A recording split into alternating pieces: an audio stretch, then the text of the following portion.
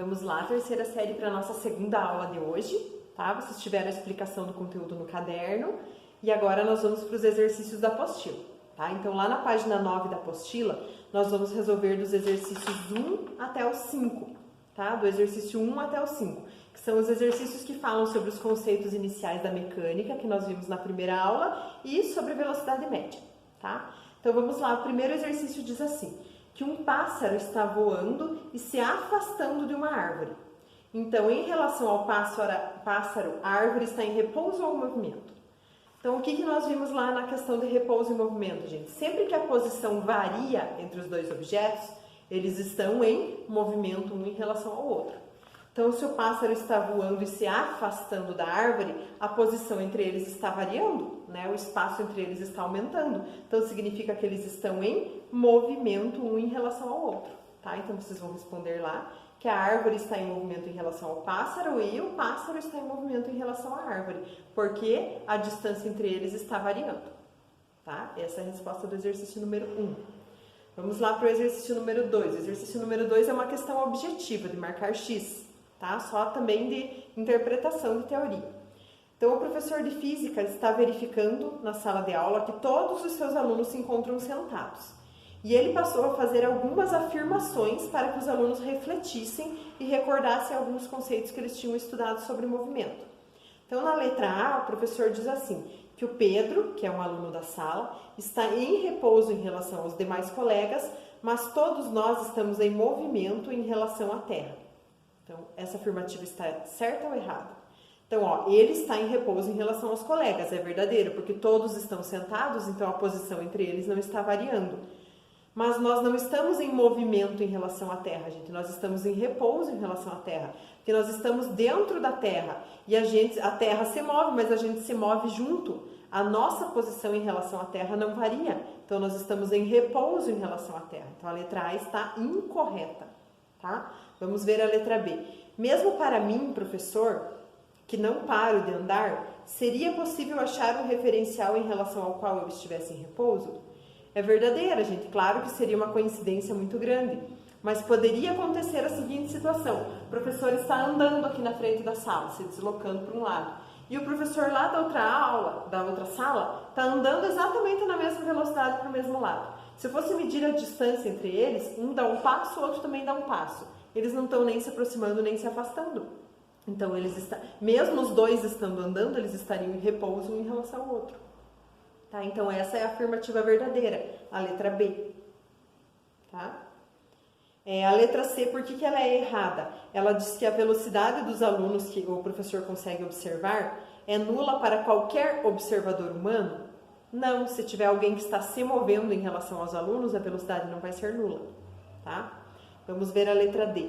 Como não há repouso absoluto, nenhum de nós está em repouso em relação a nenhum referencial?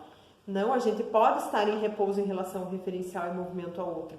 Mas ali na sala, por exemplo, os alunos estão em repouso em relação à carteira. Então, não é que é impossível existir repouso, né? Existe repouso em relação a algum referencial.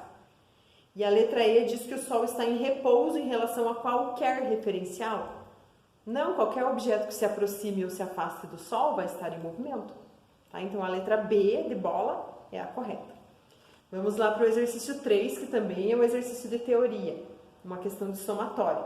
Então, eles estão falando que tem um trem se movendo com uma velocidade horizontal constante e dentro dele estão os observadores A e um garoto, os dois parados em relação ao trem.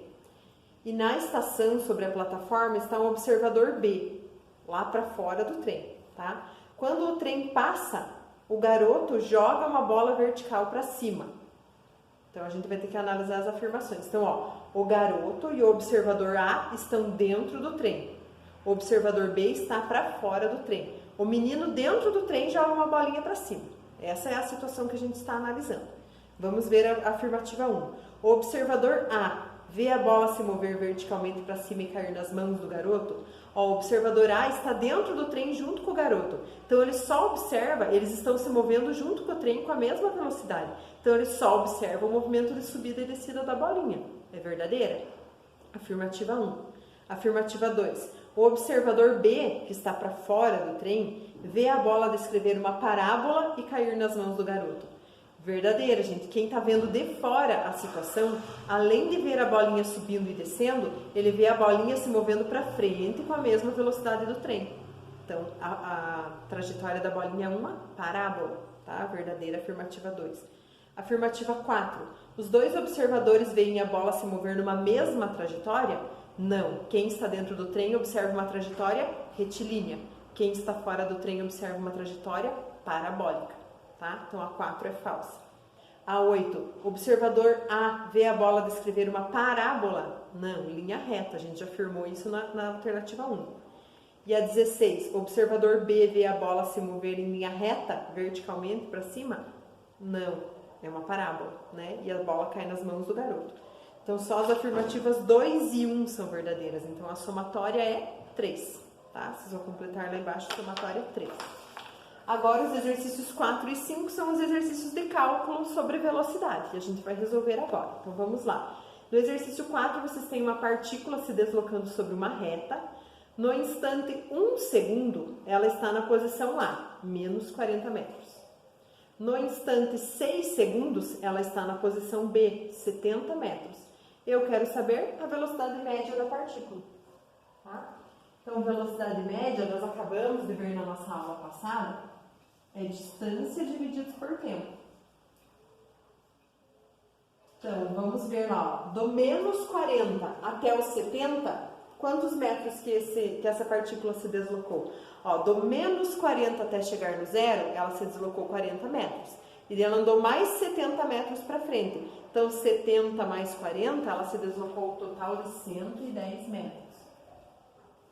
E o tempo? Quando eu comecei a marcar o tempo, estava no cronômetro 1 segundo. E quando eu parei de marcar o tempo, o cronômetro marcava 6 segundos. Então, do 1 até o 6, se passaram 5 segundos.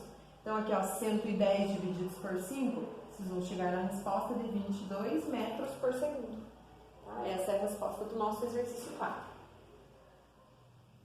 E o exercício 5 diz que uma equipe de reportagem parte num carro em direção a Santos para cobrir um evento de música.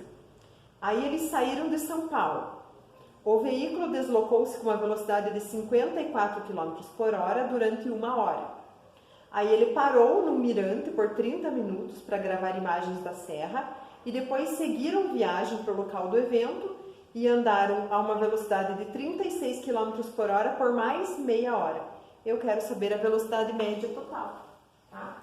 Então aqui, gente, vamos como aquele segundo exemplo que eu expliquei para vocês. A gente vai ter que analisar as duas partes da trajetória. Então aqui primeiro eles andaram 54 quilômetros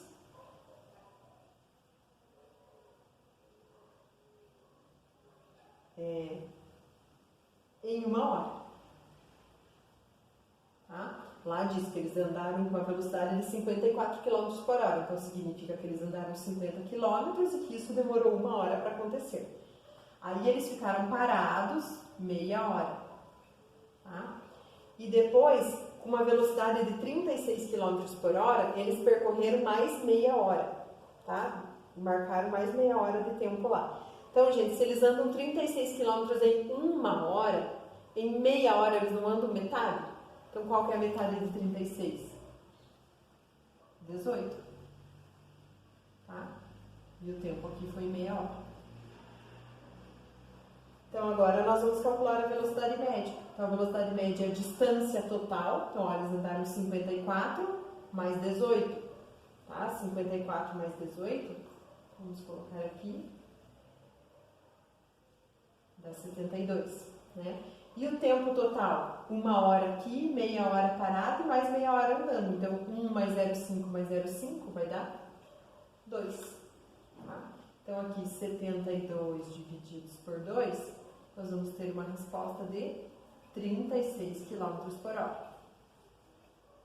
Mas agora, para finalizar lá, vocês não têm nenhuma alternativa a 36 km por hora. As alternativas lá estão representadas em metros por segundo.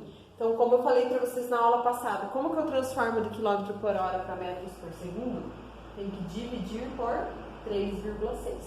Então, aí dividindo, nós chegamos a uma resposta de 10 metros por segundo. Então, vocês vão marcar a alternativa A, 10 metros por segundo. Tá? E assim nós finalizamos os nossos exercícios de hoje, de conceitos iniciais da mecânica e velocidade média. Tá? Então até a próxima aula, não esqueçam de mandar foto da nossa atividade para validar a aula de hoje.